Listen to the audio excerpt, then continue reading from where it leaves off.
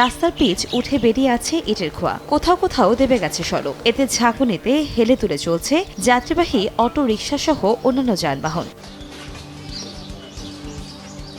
কুড়িগ্রামের রাজারহাট উপজেলা শহর থেকে জেলার উলিপুর ছিলমারি সড়কের আনন্দবাজার পর্যন্ত প্রায় ১২ কিলোমিটার পাকা সড়কে একটু পরপরই দুর্ভোগে পড়তে হচ্ছে যাত্রী ও চালকদের। উপায় না থাকায় ঝুঁকি নিয়ে অসুস্থ রোগী বা গর্ভবতী মহিলাদের নিয়ে যাতায়াত করতে হচ্ছে। যানবাহন নষ্টের পাশাপাশি ঘটছে দুর্ঘটনাও, ফলে ২০ মিনিটের পথ যেতে সময় লাগছে ঘণ্টাখানেকের বেশি। ভাঙাচুরে রাস্তা, কোনো যানবাহন চলাচলের উপযোগী না। এখানে অনেক লোকে চলাফেরা করে, অনেক গাড়ি ঘোড়া, মানে স্কুল কলেজের ছাত্রছাত্রী, অনেক সময় লাগে যাওয়া আসা করতে। বৃষ্টি বাদলের দিন তো কাদা দিয়ে ভরপুর হয়ে যায় রাস্তা, খুব সমস্যা হয় এবং ধীরুত হয়। এখন সাইকেলও যাইতেও শরীরের সমস্যা হয়। দীর্ঘদিন থেকে আমরা দেখতেছি রাস্তায় কোনো কাজ কাম হয় না, আমাদের খুবই অসুবিধা এবং এলাকাবাসীও আমরা খুব কষ্টে আছি।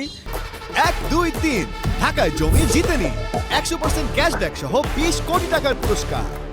ভারী যানবাহন চলাচল বন্ধ থাকলেও গুরুত্বপূর্ণ এই সড়কে প্রতিদিন চলাচল করেন অন্তত 1.5 লাখ মানুষ। আর সড়ক সংস্কারে গতানুগতিক বক্তব্য এলজিইডির। রাস্তাটা একটা প্রাক্কলন প্রস্তুত করে আমরা ঢাকায় পাঠিয়েছি। ইনশাল্লাহ এই রাস্তাটা অতি দ্রুত প্রশাসনিক অনুমোদন পেয়ে যাবে, আর অনুমোদন পেয়ে গেলে টেন্ডারের মাধ্যমে আমরা ঠিকাদার সিলেক্ট করে ইনশাল্লাহ রাস্তাটার সংস্কারের কাজ সম্পূর্ণ করতে পারবো।